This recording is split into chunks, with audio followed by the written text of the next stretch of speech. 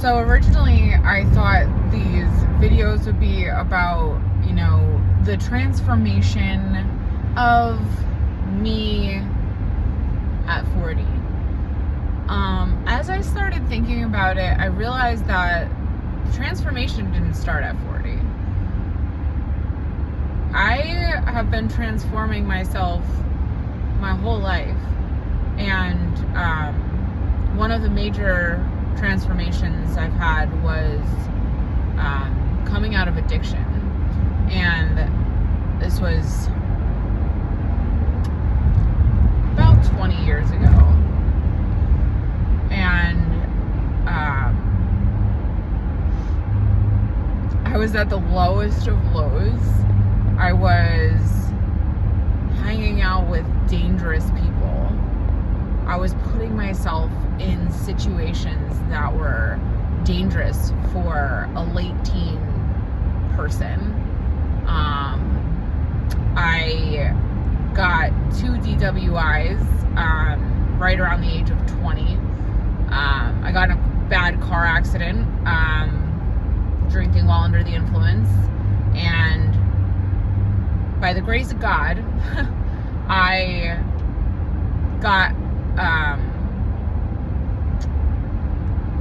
I had to go to an outpatient rehab, 1 AA meeting, 1 NA meeting, and I turned my life around at that point.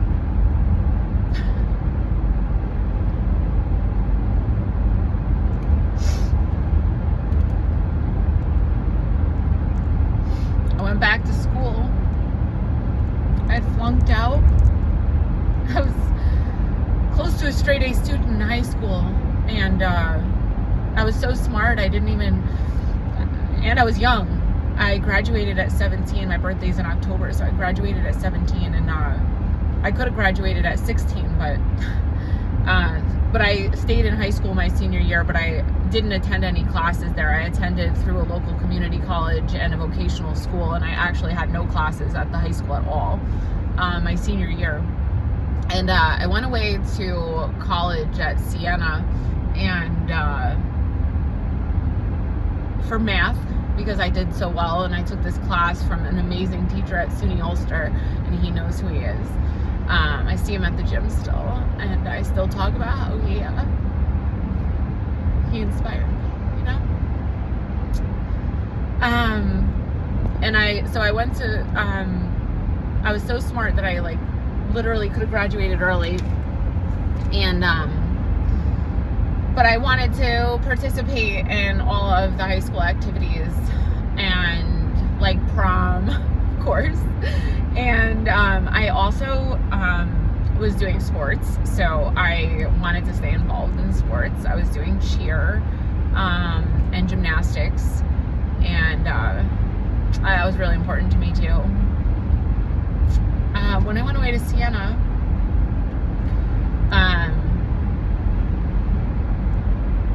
I had a boyfriend at home, and I kept coming home. I was partying too much. I didn't take it seriously, and was I think I got a C, and at that point I was like, what am I spending this money on? I think I got a couple D's, probably in philosophy, which is actually really funny because I love philosophy. So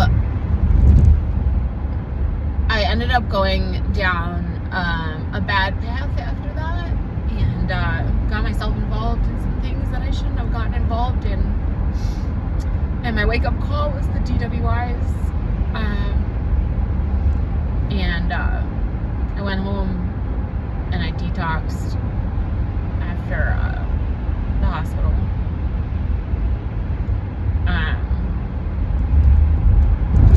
Which I got in my car accident. I was driving this old Kia. You wouldn't believe how big of a shit box this thing was. I think I bought it for $60, and my boyfriend threw in an eighth of weed or something. I don't even remember at the time. It was so long ago. And to give you an idea, I mean, old Kias were garbage. The new ones are amazing. Old ones, at some point there were 3 lugs missing. 3 not the full lugs broke off. Out of 4, there were only 4 on one of the tires, and only 1 lug was left. The key broke off in the ignition, and it only had like 30 or 40,000 miles on it. I don't even remember what kind of Kia it was. The key broke off in the ignition, so I used a screwdriver to start it. Engineering mind already working. Actually, speaking of engineering mind, my phone is being held up with spring clamps. That's your girl. That's the engineer. That's the problem solver. I'll make it work. So because I had to start it with a screwdriver, I took off the bottom plastic piece, and I think we were trying to fix it. I don't know. But the bottom plastic piece was missing when I got in this car accident, and it was me versus the tree, and tree won. Airbags deployed. It was a disaster. Anyway, hit my knee into the exposed metal ignition, and had a huge gash down my leg, down my knee. And when I had already gotten a DWI once, my lawyer told me, if something like this ever happens, go away so they don't know you were drinking, right? So I climb out of the window of my car, and of course I'm scared. I run to this house. I don't know, it's like 2 in the morning, I think. I knock on somebody's door, and I'm like, help, like, I need help. And I'm bleeding, and I'm messed up, and these people are probably scared shitless. And so they call the cops, they call the ambulance, and I'm like, what am I doing? I need to get out of here. So I walk down the street, and I hide under a bush. So I like have this little bag, like a little guest bag or some shit, and like I crawl under this bush, and I'm laying there. Cops go by, ambulance goes by, everybody goes by, and I'm like, something feels off in my stomach, and I have this gash. Like, I can't see it, I had pants on, but like there's blood down my leg. So I walk into the street, and I flag down a cop because I'm like, something's wrong. Like, I actually need to go to the hospital. And thank God I did. So the cop sits me down in the back of the car. He cuts my pants up, takes a look, and he's like, yeah, you need to go to the hospital. Takes a look at my knee, right? So go to the hospital, and ended up, I think I got 12 staples in my knee. And I was in ICU for 5 or 7 days, something like that, because I had a ruptured spleen. So thank God I made it to the hospital. And the other thing is, the gash in my knee, I found out a couple weeks later, back at the bar. What? Back at the bar, and see the cop that I flagged down. And he's like, I saw your kneecap. And I was like, nope, didn't know that. I never saw it. Gross. And when my parents walked in, I had a tube down my nose into my throat because they were pumping my stomach. And I think my parents were scared.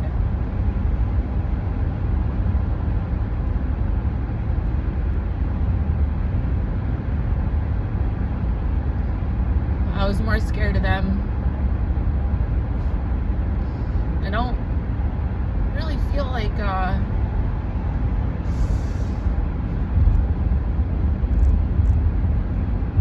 don't know.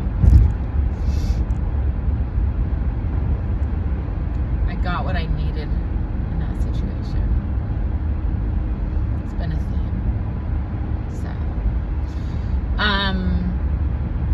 yeah.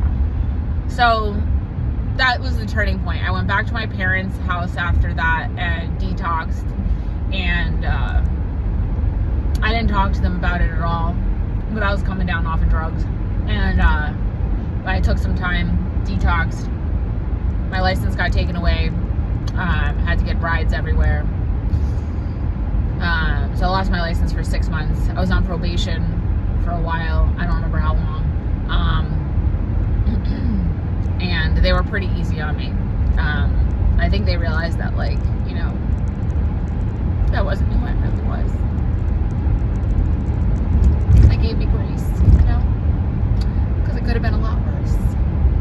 I remember telling my lawyer at one point, you know, send me to jail, like, whatever. He was like, no, you are not going to jail. Like, if you go to jail, you lose your chances at a lot of things in life, and, like, you don't need to do that.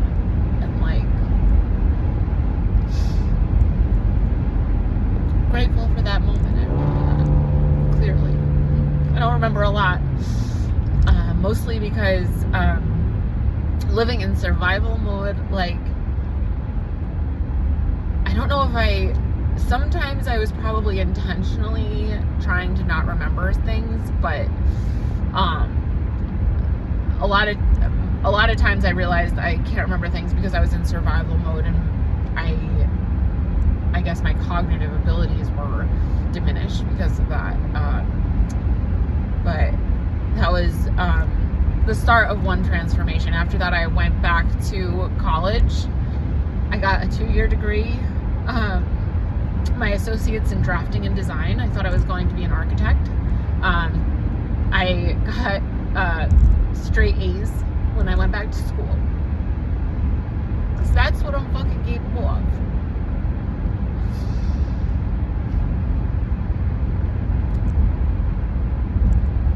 When it came time to transfer to another school for architecture, which was circa 2008, I don't exactly know when, but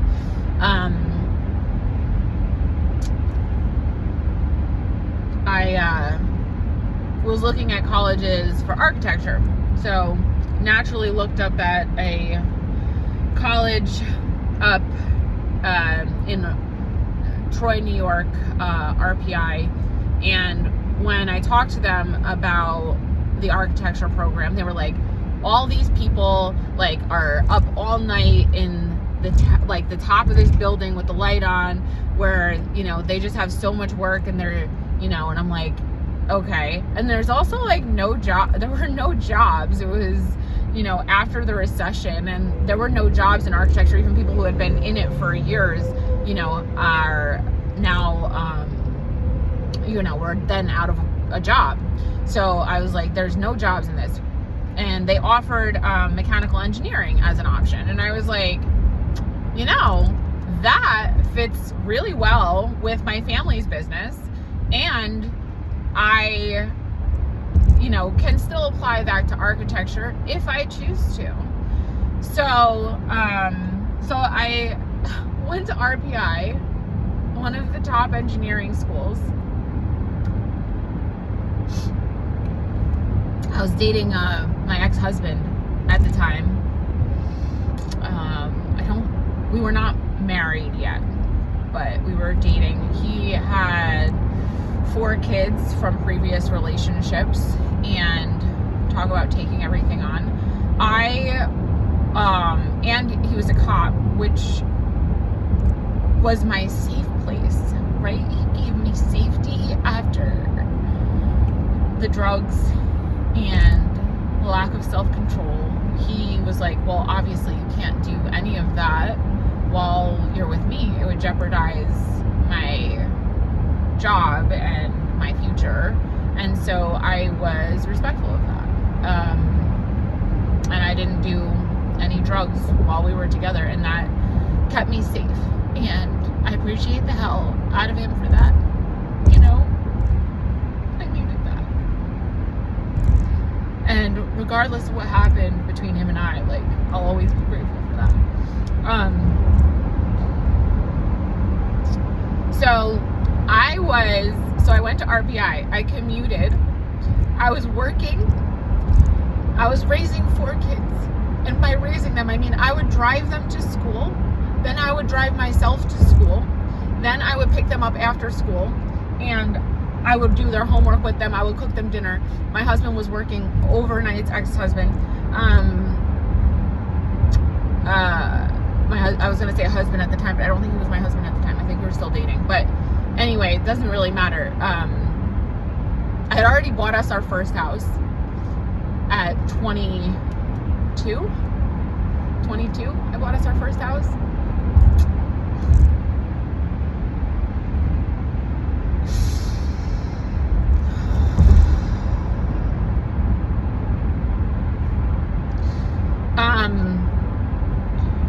So not only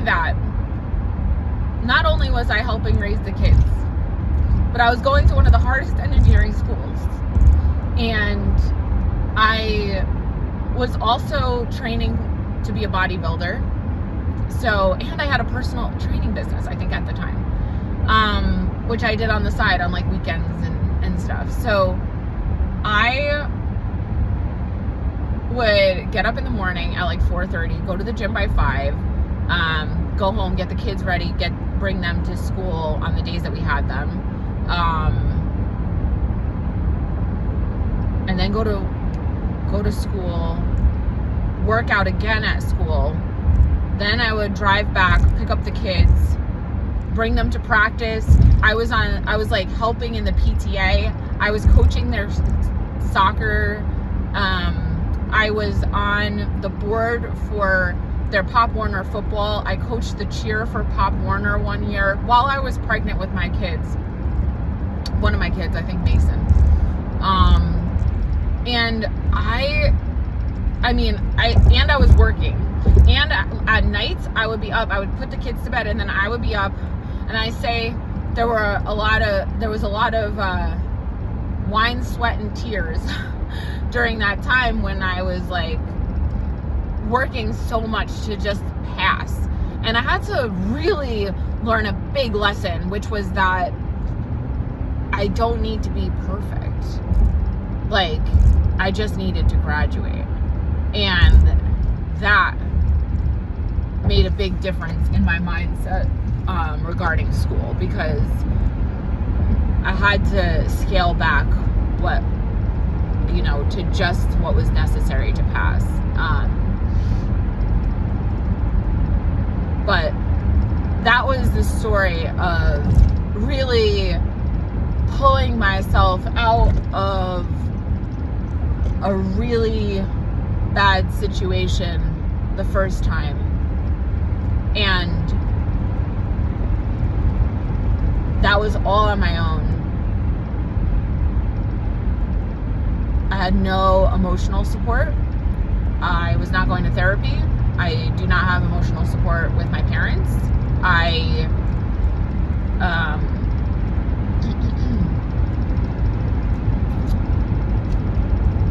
just started rebuilding one little fucking piece at a time. And I've had some major setbacks since then. But the saying still holds true. I'm continuing to build my life one little fucking piece at a time. I am, therefore, I am becoming.